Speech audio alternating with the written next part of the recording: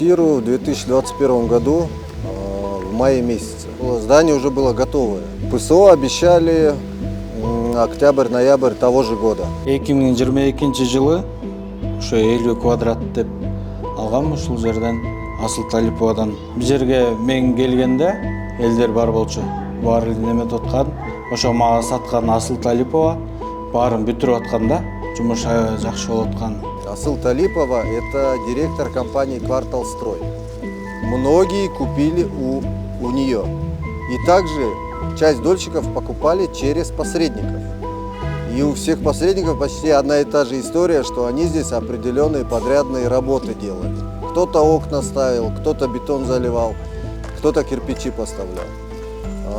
Касательно моего посредника, он ссылается на то, что ему дали указание продать квартиру.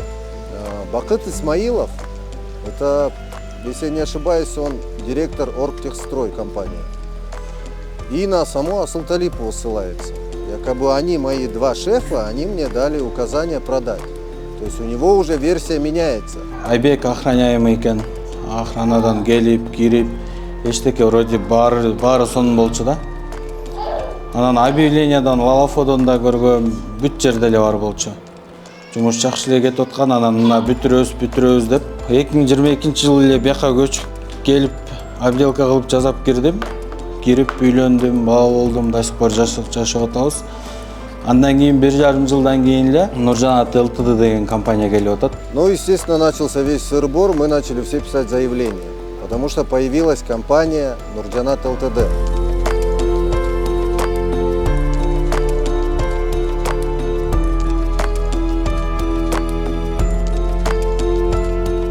Они приходят, говорят, что здание принадлежит им. С тех пор мы начали писать заявление на «Квартал Строй», потому что изначально мы поверили Нуржанат ЛТД, что они здесь ни при чем. Бул охрана меники, бул здание меники деп келип атат да. Анан ошо менен эле соттош баштап, анан райондук соттон утуп чыгып атат. «Квартал Строй» деген бизге саткан компания. Андан кийин городской сотко берди, аяктан дагы биз кирип кирбей жетишпей эле алып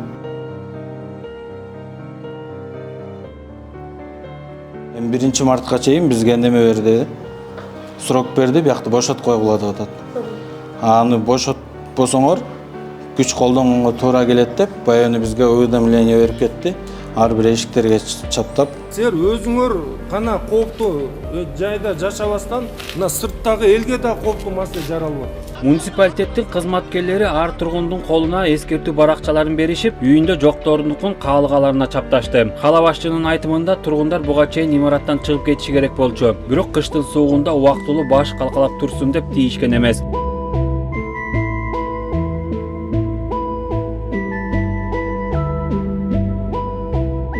Здесь есть очень много посредников. По сей день, то, что мы писали заявление, посредники до сих пор на свободе.